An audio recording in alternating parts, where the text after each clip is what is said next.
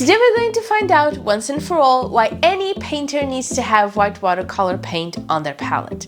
Now, if you've watched any of my videos, you know I am completely anti-white. In fact, I'm always kind of mad when I open a new palette and see white. But after this video, I may just eat my words and stand corrected. Or maybe I was right all along. I don't know, let's find out. So imagine this, you get yourself a new watercolor set. It's 12 half pans from an awesome brand, not a lot of variety, but you know you can mix any color with just these colors and you cannot wait to use it. And then you open it and one of the 12 is actually white. I mean, as far as I'm concerned, white is a waste of space in a small watercolor set. Plain and simple. Because for one thing, you don't need it to make a color lighter like you would for other mediums, right? You add water for that. And you don't need it to create white space. You just add some masking tape or do some lifting and you're good to go.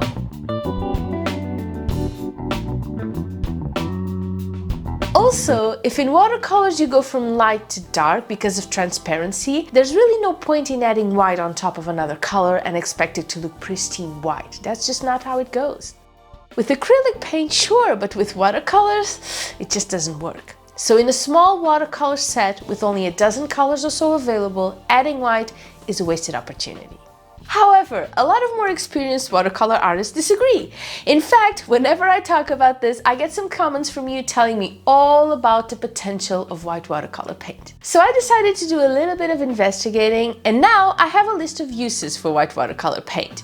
And I'll be testing them here with you, and then we'll decide together if white is in fact worth having when we're painting with watercolor. Now, I should add before anything else that this is about using white paint in watercolor, not adding white to your painting. Okay? White spaces in watercolor paintings are very important to create highlights and help create some shadow effect for depth.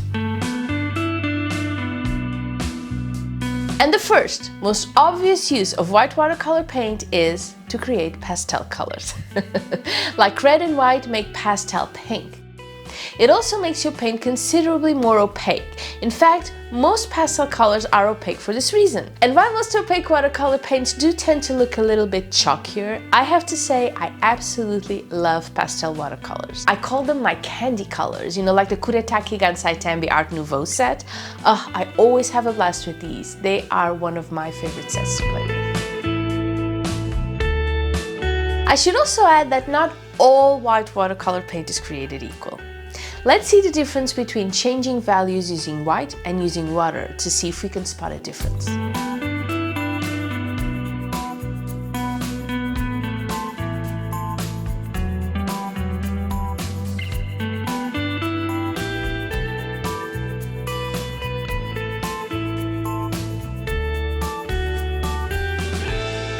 White watercolor paint differs from other colors because it's made with titanium dioxide, which is a semi-opaque compound. Some would even say that white watercolor paint isn't watercolor at all, it's gouache, due to its opaqueness. Having said that, you have titanium white, for example, which is very opaque, china white, which is less opaque and has some blue tones, and zinc white, which is actually very transparent. And because white watercolor paint tends to be opaque, you can also use it mixed with any other color really to get a flat, matte wash. Because sometimes you don't necessarily want a watercolor look, you know, those backgrounds filled with gradients. Sometimes you want flat, like a uniform wash without any kind of changes in values.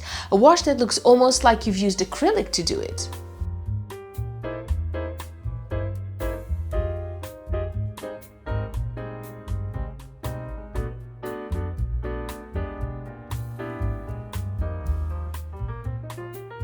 I know it's not very watercolorish, but you may need it for some reason, and white is the perfect thing to help you do it. You can also use white paint to create a white shadow, let's put it like that, particularly if you're using cellulose paper. This is essentially turning lemons into lemonade because, like I've said earlier, you can't use white watercolor paint like you would acrylic paint. Like when you have a darker color on the paper and adding white after the paint is dry creates white. That does not work with watercolor paint. The white is never truly white when you add it to another color because one of the golden rules of watercolor is always go light to dark. So what happens when you add white is you get a sort of grayish white. It kind of looks like, you know, white blends and disappears. But sometimes you just need, that little bit of white opacity, something that watering down watercolors just doesn't really do the trick. Like with this blue sky we've just painted, and now we want to add a little bit of clouds. So it's not perfectly crisp, solid white, just a little shadow of it. You can dab your painting with a paper towel, but you kind of need to know what you're doing or it will look too harsh.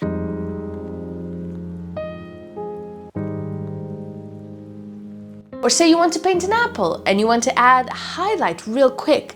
Now, if you're using cellulose, low quality paper, lifting the paint isn't a good idea because it will just start to decompose and we don't want that. We can, however, wait for the paint to dry and add some white.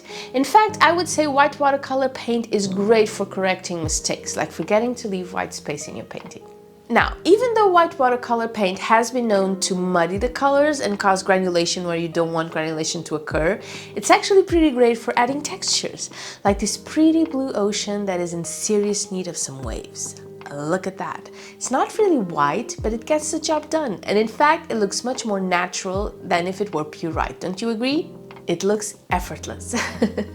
Now, let's say you've just painted an animal like a fox or a bird or, something like that.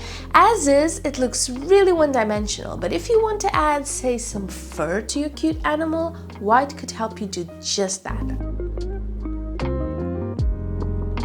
Look at that.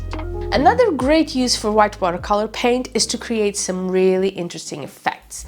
Like with this galaxy I'm painting over here. I want to create all sorts of shades and blends and spots with all sorts of colors and values, and white can play a really cool part in that. It's not just about creating a lighter value. I actually want the lightness and the texture to change. I want diversity in this galaxy, and this white bleed really helps me achieve it. Now, another thing I have always used white watercolor paint for is splattering.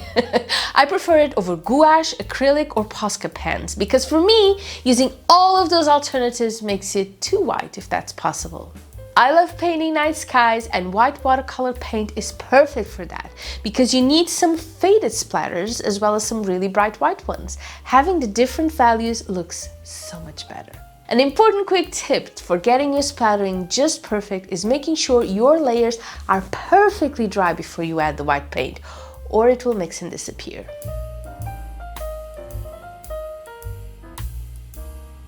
Now, you tell me, do you use white watercolor paint for anything else? And after all is said and done, would you have white watercolor paint on your palette, or would you rather fill that oh so important space with something else? For me, after this video, I can definitely see why white watercolor paint exists and why it can be useful. I'm just not sure if I'm willing to give up that important spot on my 12 watercolor set to make room for it quite yet. Let me know what you think, and I will see you soon. Bye bye!